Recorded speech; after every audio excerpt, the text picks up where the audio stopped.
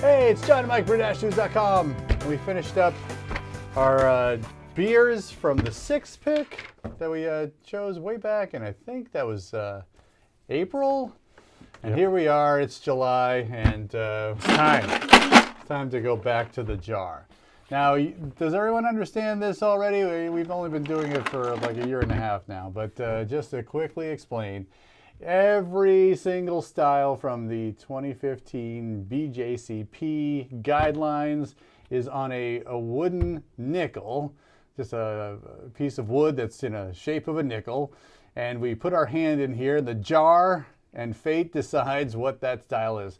Of course, we do have veto power if we say to ourselves, look, this is a style I know quite well, I've brewed it a lot, I'm throwing it back in the jar. Or if it's something like, it's an IPA, my last pick was an IPA, I'm not brewing a GD IPA again, we put it back in the jar. But usually whatever we pick right off the bat is what we brew. We still have plenty of choices in there. We haven't really gotten anything too hard yet as far as time goes. The Brett beer was a little bit of a push, but yeah, that's true. There are some styles that I'm like, how are we going to fit this in 3 months? Yeah, we'll like see. getting a goose or something.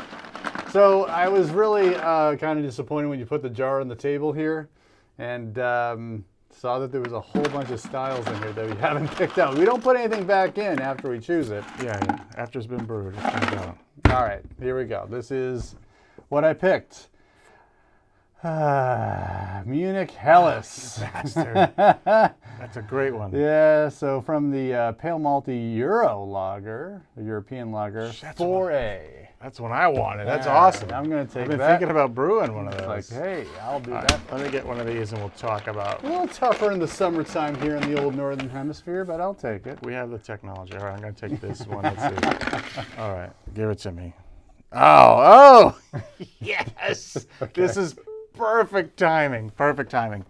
This is category 20C, American Porter and Stout, Imperial Stout. Oh. Just in time for summer. There you go. I know that Mr. John loves my summer stout beer series, so there was something like this coming anyway. This fits perfectly. We're going to be drinking Imperial Stout in the heat of August and September. It's going to be awesome. Delicious.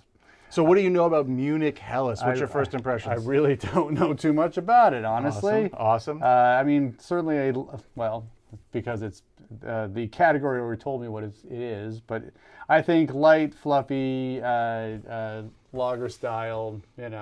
Yep. In the examples I've had have all kind of fit in that pale straw-colored lager with a little bit more flavor. Mm-hmm. And that's about it. Yeah, so the point of this exercise is, right, I got to research. A BJCP type of exam question would be compare and contrast German Pilsner, Munich Helles, and Munich Dunkel. Yeah. Right? Like, what is it that makes those different? What's the difference between a Pilsner, a Helles, and a Czech Pilsner or something? Or what makes those beers different, right?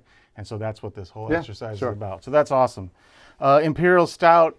The thing that scares me about this category, I mean, I'm pretty comfortable with the idea of what an Imperial Stout is, but the thing that scares me about this category is getting too carried away with the roasted malts, right? Like, because you can try to just make it super big and then just have an ashy mess, right? So the balance between trying to achieve a really big, really bold beer that ferments really well, but doesn't have too acrid of a roasted malt character, but it still has enough that's more so than just, say, a really strong stout, right?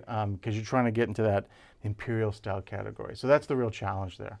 Yeah, how do you I would say that in terms of roasted barley, and this is from my own experience trying to do Imperial Stouts, like you're getting into that 2 pound range of like roasted barley. Yeah, roasted malts in general, right? Yeah. So trying to blend in a 5 US gallon trying to batch. blend in a range of roasted malts for some complexity. Yeah. And then, like, I would say that your specialty malts, especially in the caramel crystal, you want to do a nice range of like deeper ones and then lighter ones. And I have found that because of the dark malts and the way they present, a little bit acidic and a little bit whatever, that sometimes too much crystal caramel in combination with those makes the beer seem, I think that's what drives the acridness, because acrid sort of has that like almost like an oxidized dark malt character. So being gentle with enough with the character malts, the non-roasted malts, to give you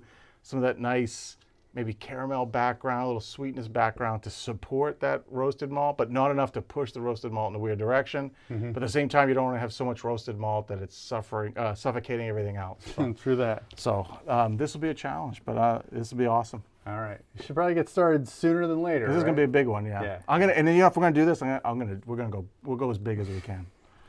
Can't wait. Yep. Yeah, that's gonna be a good taping. That's for sure. All right, put that nickel in my pocket. I got to get going. Got to do some research. Got to get some examples. You know, all for science all and in the all name for, of the jar. All for the jar and all for our own brewing experience. So, stay tuned. This is only the first step in pick number 7 of the Jar of Destiny Homebrew Experiment and Challenge.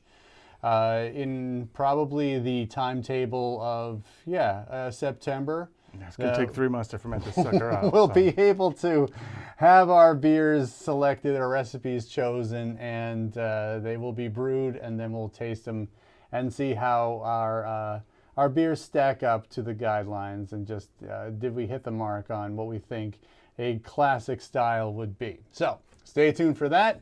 If you like this video, give us a thumbs up. If you've enjoyed the entire series, please let us know. I know that there's been some people who have taken it on themselves, and they've also followed the Jar of Destiny format, where they're just choosing random styles, ones that they probably don't even know or would never brew because they never thought they'd want to brew a style like that. It definitely is. It's been quite an experience for us, just like throwing our hand into a jar and seeing what that style is going to be.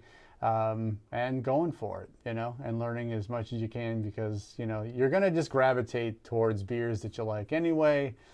Why not try something new? Anyway, so give us a thumbs up if you like that. For John and Mike, brew-dudes.com. Mike, I need a beer. Brew on. Cheers.